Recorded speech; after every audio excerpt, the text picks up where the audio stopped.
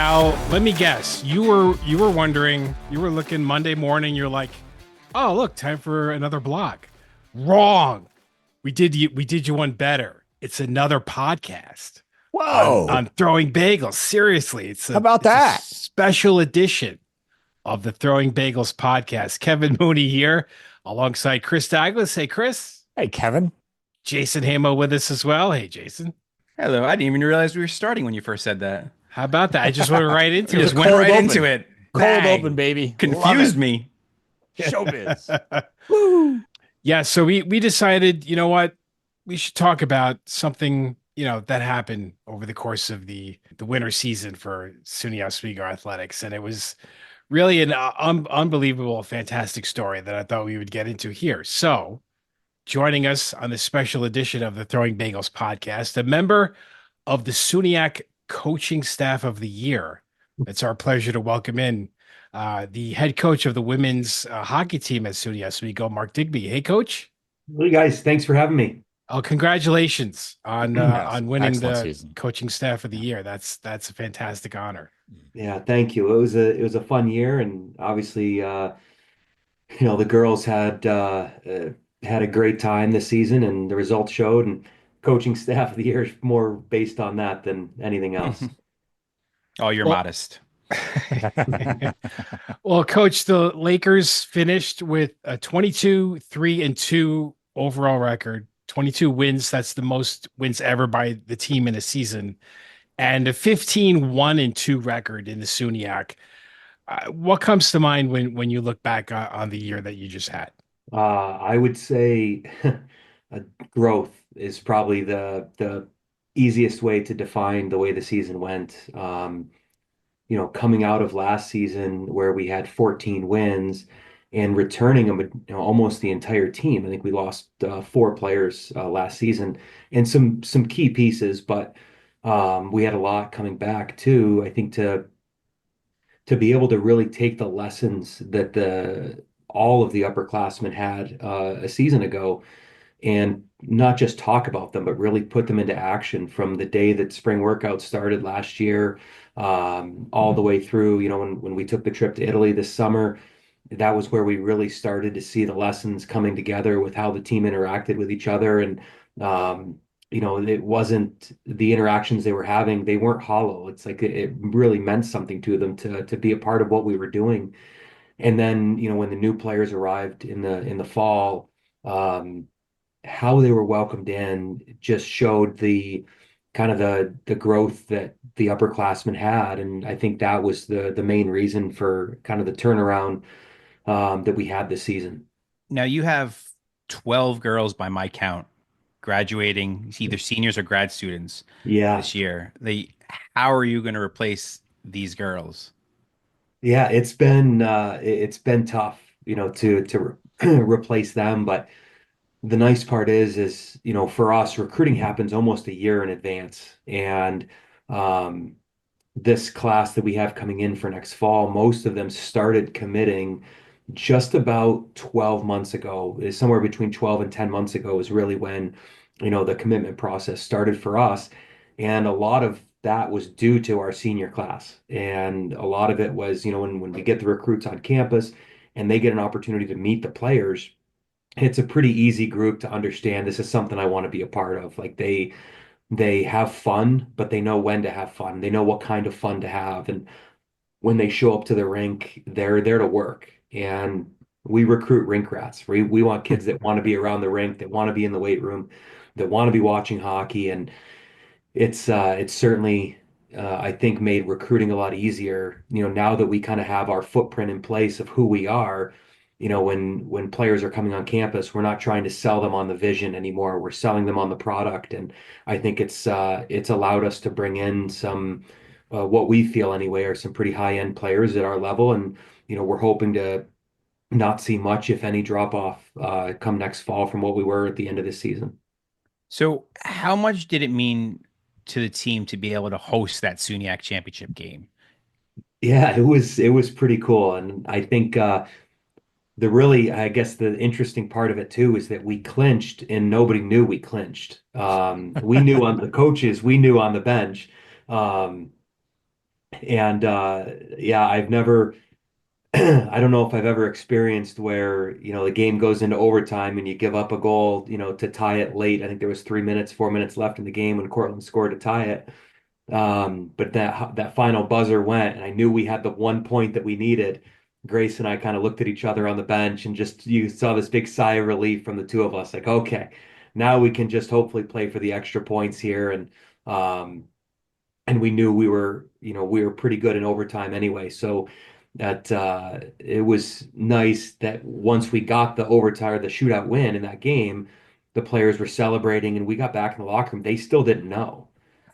And it was only then when, we were kind of handing out the puck to go up on the puck board in the room that we told them, this is the first opportunity that we've had to, win the conference.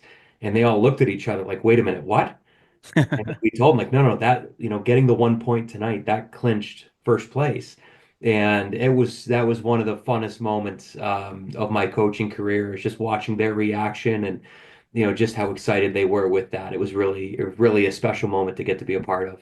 That's funny to hear. Like they had no idea. I mean, I No, feel like that guys kind of goes to show they're not paying attention to outside things. They're literally just focusing on what's in front yeah, of them. we don't talk about any of that stuff. It's just not part of what we did. We thought that going into the season, we had enough pieces to be successful, and it wasn't really dependent upon who we were playing. But if we could just play like us and not beat ourselves, and uh, play a faceless opponent, as we kind of like to say a lot of the time, and we knew we'd be successful more often than not. And even like our day to day, like we don't have a standings board in the locker room. We have our success chart in the locker room that kind of goes through our own results, but says nothing about our opponents.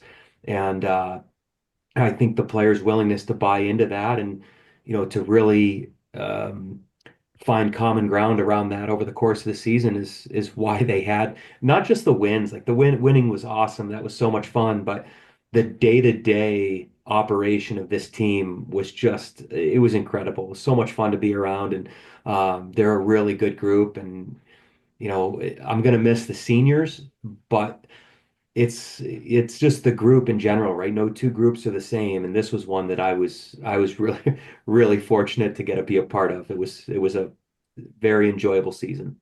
So, Coach, you came up short in the SUNYAC final, unfortunately, to Plattsburgh, and you were kind of waiting around for an at-large bid from the NCAA. And listen, you're not saying this; I'm saying this. You got hosed. Okay, the team got hosed. Period. All right. But in all honesty and seriousness, how did you and the team react to that? I think I took it a lot better than the team did. Yeah.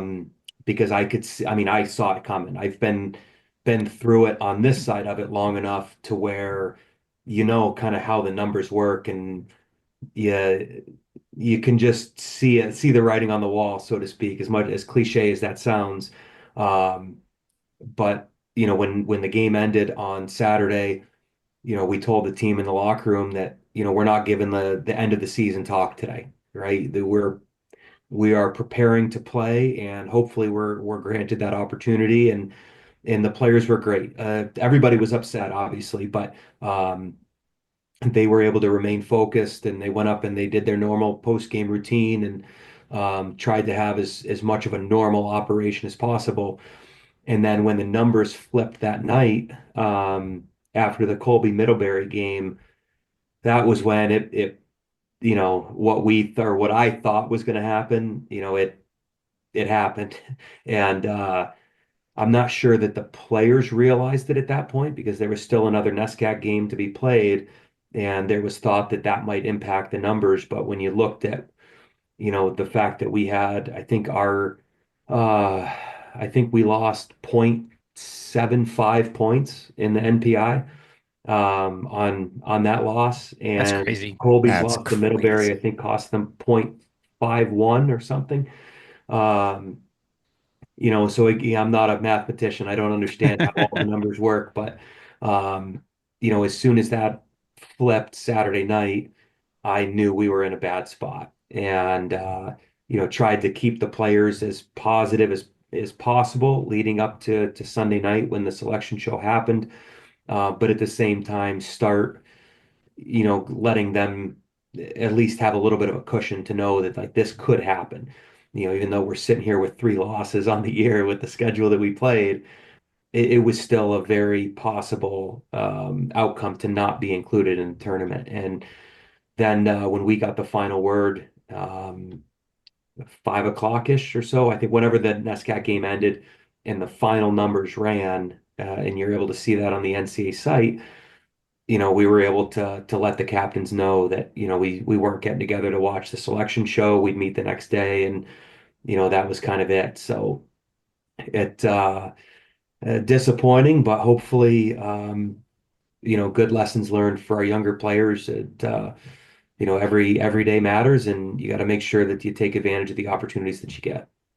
I know what the numbers say. My eyeball said that your team was better. Okay, that's I all right. appreciate that, and we've we've been getting inundated with phone calls, text messages, emails, and everything else, from coaches around the country and alums and everything else. It's been pretty great actually to see the support that this team got, and um, again, it doesn't necessarily make you feel a whole lot better all the time, but it's been nice to know that what we did, earned a lot of respect around the country this season.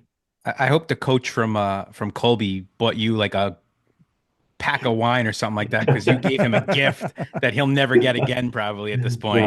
Well, it was nice to see they beat Wilkes 4-3 this past weekend. I think Wilkes scored a goal late to make it 4-3, but Colby's, they're such a good team, right? They showed it when they played.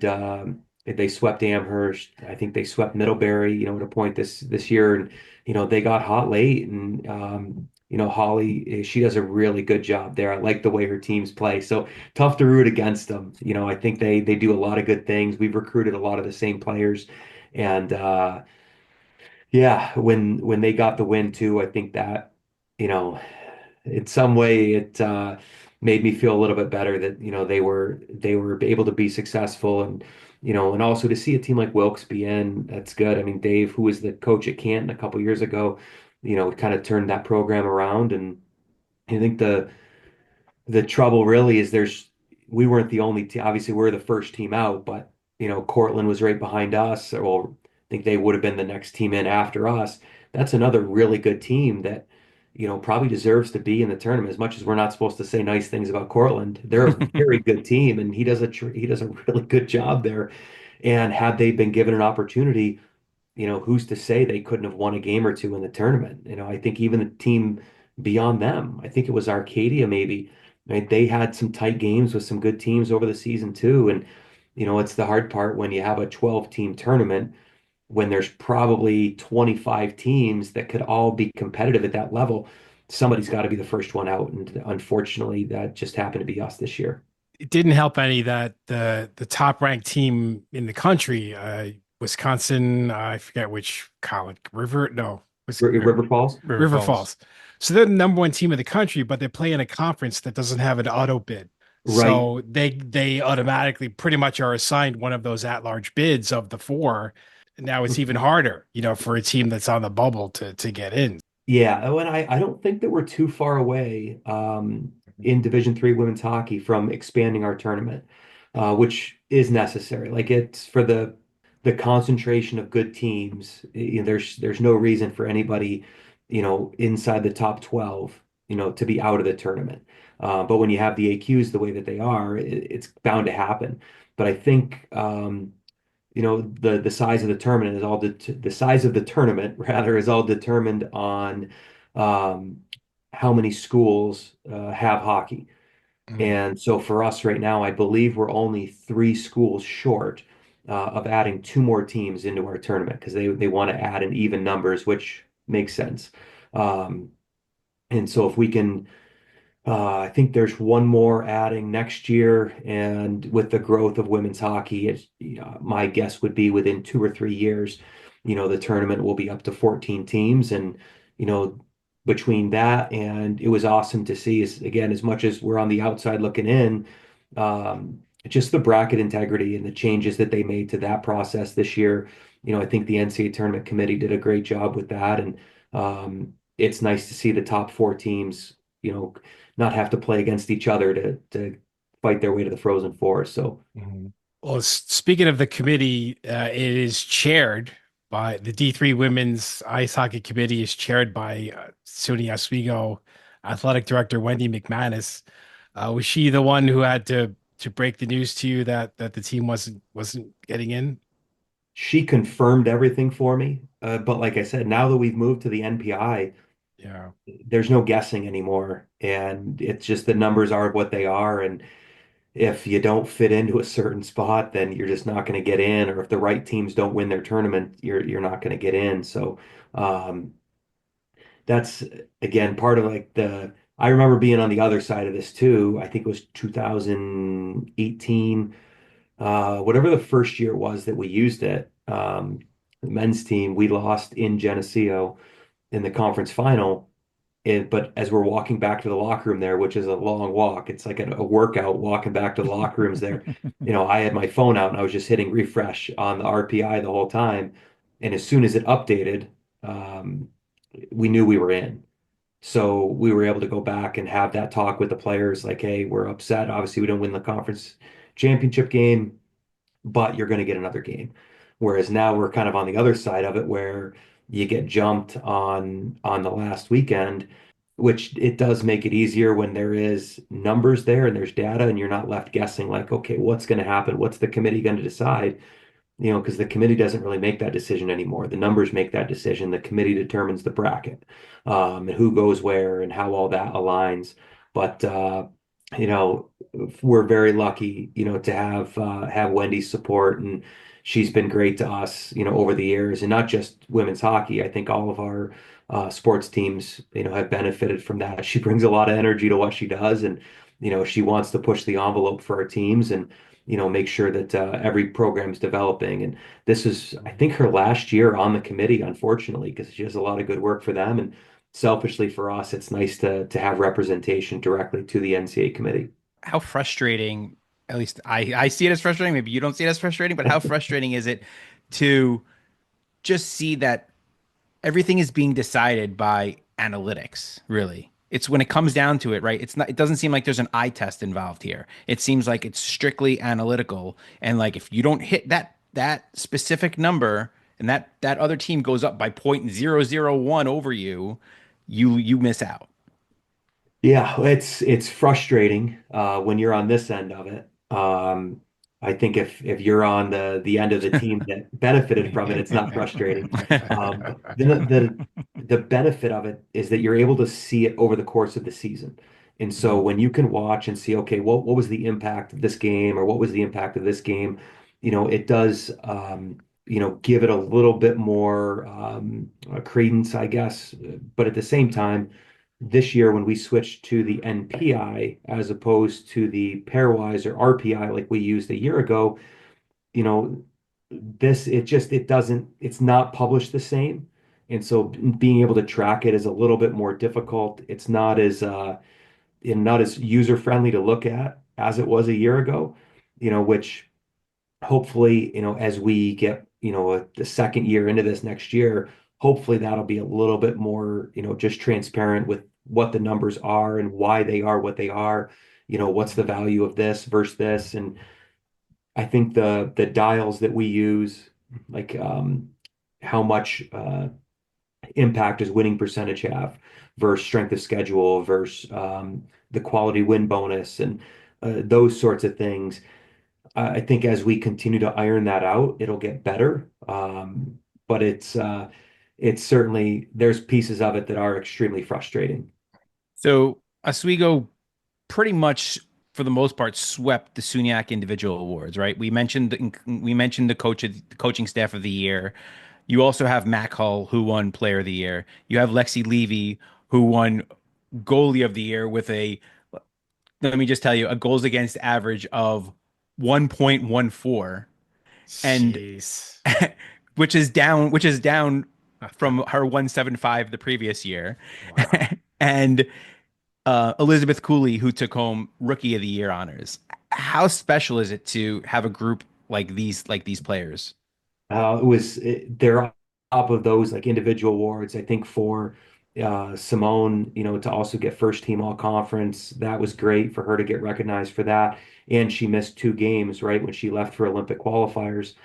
And then Lauren Shell, got second team all conference, who, Shelly, she hasn't gotten an award since she's been here. She's just like a steady Eddie defender, plays the game the right way. And so for her to get recognized, that says a lot about, just the respect that our coaches in our league have for her game. And I think that was a really special thing, for her to get that, because the way that she plays, she's not somebody that's super flashy. And so I think that was really fun. But I think for Mac to go from, not getting an all conference award a year ago to being conference player of the year, I think that justified the feelings that we had last year when we felt like, she should have been, recognized with something. And Lexi, I think her and the Cortland goalie have always had this respectful rivalry between each other. Because Molly Gorgon, that's there, she's a very, very good goalie also. They're both seniors. So like they've kind of played against each other over the last 4 years. And Molly was first team last year, Lexi, second team. And so now to kind of come back this year and to get first team and goalie of the year, that was pretty special. And then, I think one of the best things about Busy getting rookie of the year is just that she was willing to do anything for the team. And she didn't care if she was on the power play, wasn't on the power play, out at the end of the game, not out at the end of the game, starting the game, not starting the game, didn't care. All she wanted to do was just be a part of what we were doing. And I think she was just more of a symbol of our whole freshman class than anything else, where like those kids just wanted to work for the team, but her, I think Shay J Seal and Sid Pinty, they did a great job on the blue line for us. Meg Smith up front, all of them, they were spectacular. So much fun to work with, and to see them get the individual awards there, it's nice. And then the way the players reacted when they heard about it, that was again, you don't see many moments like that for the team where they acted like they had just won another game, and all it was just the three of their teammates getting rewarded like that. And so it was genuine. It was so exciting for them to feel like they played a role in it, and it was just you could tell you've got a good group of kids when they react the way that they do to individual awards like that. And what about so you have your backup is Mia DeVivo, right? She Yeah. played one game and she had a shutout.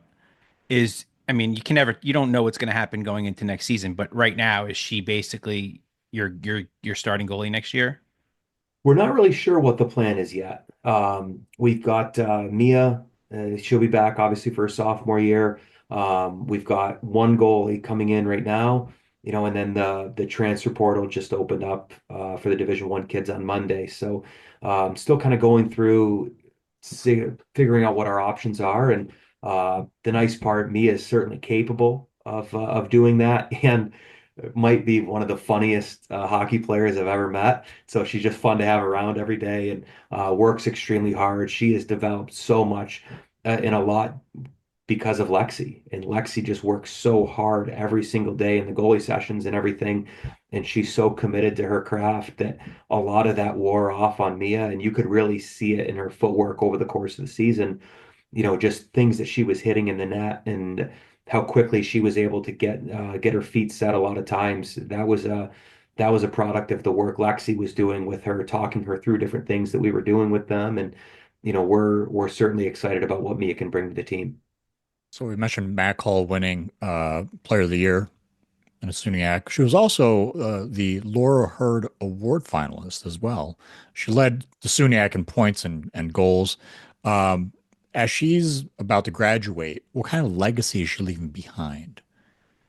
Yeah, well, I think she'll be the first Oswego player that's ever been on the ballot for the Laura Hurd Award, which is pretty cool. And I would, now hopefully Thursday we're able to find out that she gets. We're hoping anyway, and I believe that she's deserving of becoming an All-American as well.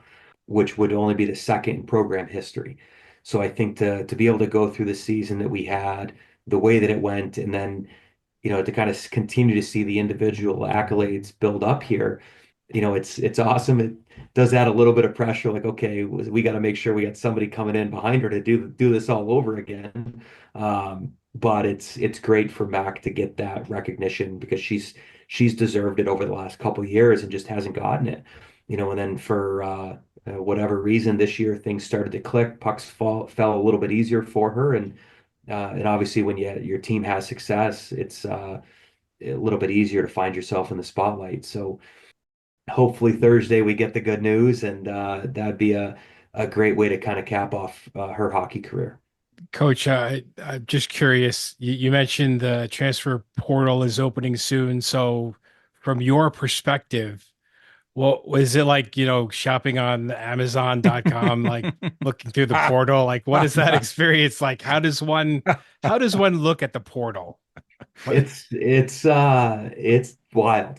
It's wild just on the day to day and even hour by hour sometimes, the changes that come up. And one of the things that, now that we're a couple years into this and you've kind of seen how it goes a little bit, you have a better idea of which kids are our types of kids.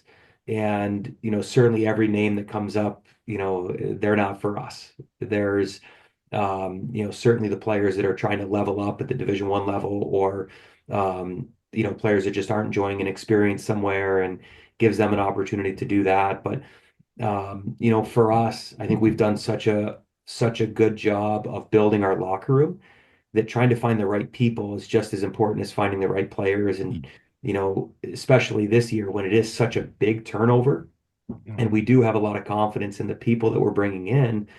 So we just hope that, if there is an addition through the transfer portal, that you've got to make sure you're doing your homework and, talking to enough people that, you can get a good read on how they're actually going to fit in. Do you reach out to them or do they just kind of reach out to you? Like, are they, hey, they played, they had a great season this year. I'd love to see, if they want to bring me in or something like that. Yeah, we've seen it both ways. With players that they've put their name into the transfer portal and then reached out to us directly, or others that it's just okay. You see their name pop up and it's like free agency, and you reach out to somebody, or you call a coach, or those sorts of things. So it can happen a variety of ways, and it's different with Division 1 versus Division 3 kids, and Mm. kind of how all that works. So it's there's a lot to it. It's different. It's certainly different recruiting than it was, 6 years ago, before this all came up. Does NIL play a factor at all? I mean, I know it's Division 3 and everything like that. So it's not, you're not giving out money like a Division 1 player may get, but does that really play any role in this? It doesn't at this point. I can see down the road that it could potentially impact Division 3. Um, I think we got a long way to go before it impacts, our team though. Well, Coach, thank you so much for taking the time to join us. And again, congratulations on a fantastic season. And we look forward to talking to you again before the 25-26 season. So we're very much looking forward to that. Yeah, sounds good. Thank you guys very much for having me on. This was fun. Thank you, Coach. Thanks, Coach. And that was the head coach of the SUNY Oswego women's ice hockey team, Mark Digby, who, by the way, along with assistant coach Grace Schnorr, took home SUNYAC Coaching Staff of the Year honors. And so congrats again to him and to the team. Just wow, just what an amazing season. Yeah, so cool, isn't it? I mean, Yeah. as he talked about his team and like the reactions in the locker room and like the girls being supportive of one another, like that makes me miss like being a part of like a team, like back in the day, like, playing soccer and all that stuff. Yeah. That's the best part about like athletics is just having that team camaraderie. Yeah, I mean, it's great to hear what he says about about the team. They Mhm. have so many girls leaving, but he says they seems like they still have a really tight knit, close group that even with the girls that are coming back and hopefully the girls that they bring in, that it's still, they're still tight enough that they hopefully they can stick together and Mhm. keep winning. When we were talking to Coach after we stopped recording, I finally got clarification on the portal, and it is an NCAA website that you log into, username, password, and it's almost like you're a recruiter. Right, you are basically you are a Yeah. recruiter. And you log in and you see all these players in different sports. You're like, okay, I'll take all right, time to check out. I'll take one football, a couple of basketball players. Add it to You the know, cart. Yeah. buy buy now. Yeah. So yeah, but I mean, I can only imagine being like a D1 basketball coach. Yeah. Oh man, Football's I got to can't be even. Fast and outrageous, right? Furious. Yeah, jeez, you're right. Yeah, You got to it's have like someone like dedicated to that. You must Yeah. have someone dedicated to that, right? Oh, definitely. Well, these teams are these schools. These teams. I mean, they're basically teams now. These schools are. I know. They're literally School. hiring general managers. Oh yeah. Yeah. They're No, like it's a literally hiring general managers nowadays. Like look at Woj from Yeah. that used to work at ESPN, the NBA guy. Now St. he Bonaventure. went to St. Yeah. Bonaventure to be the GM there.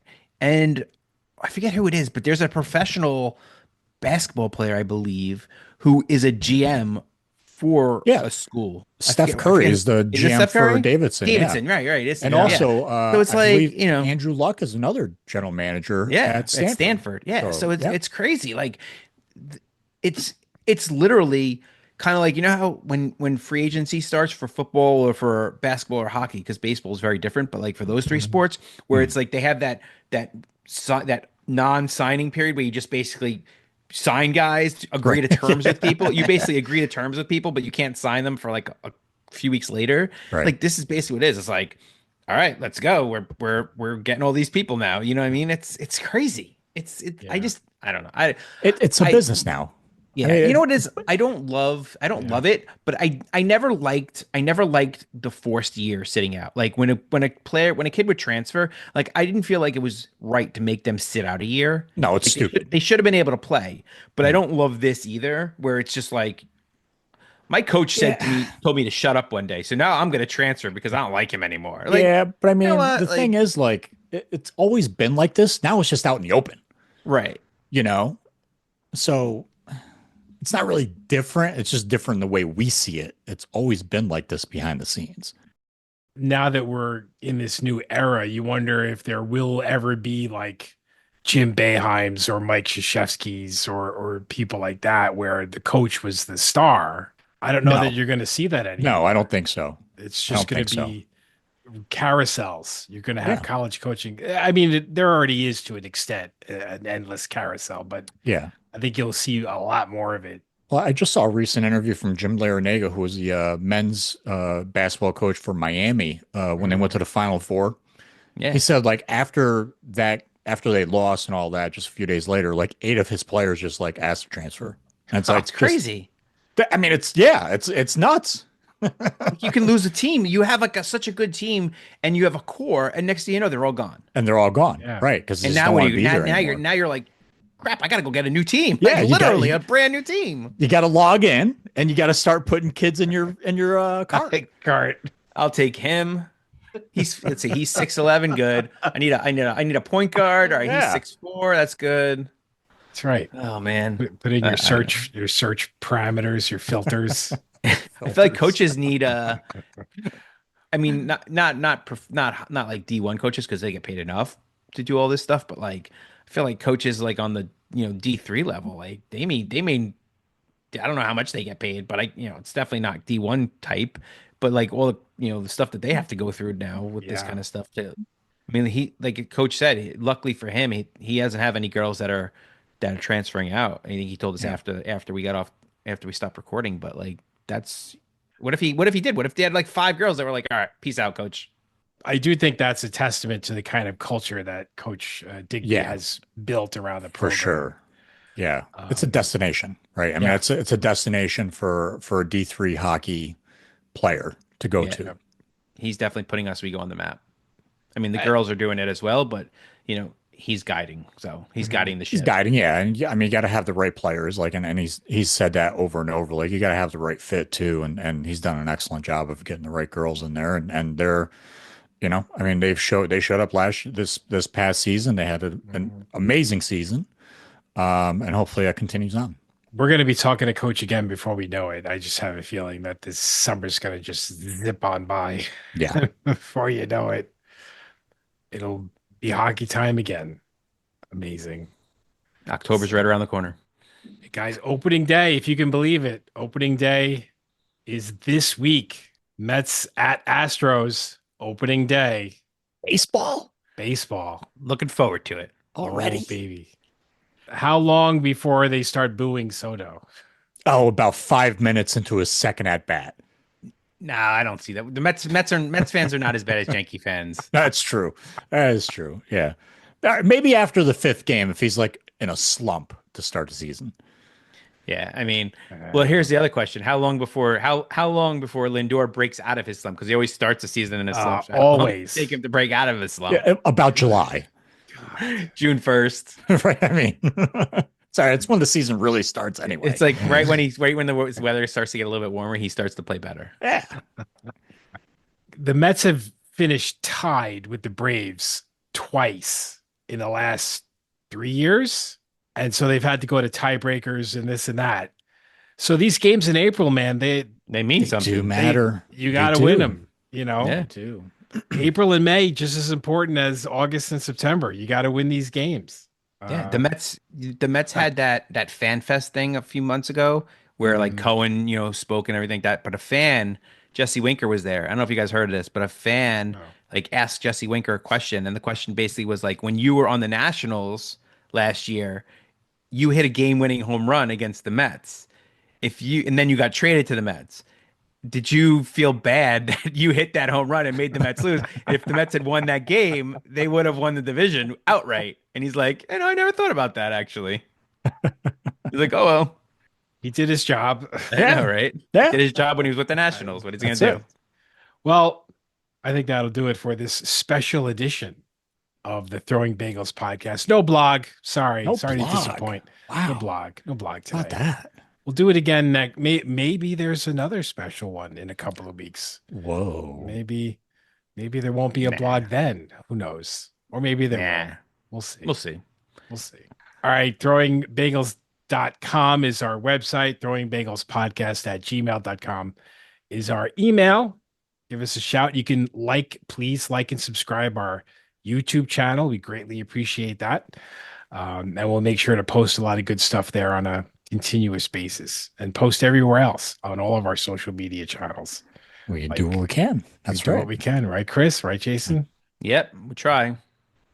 Try to get the word out, people. Get the word out. That's right. Until we meet again, Chris, Jason, Kevin. Bye-bye. Sayonara.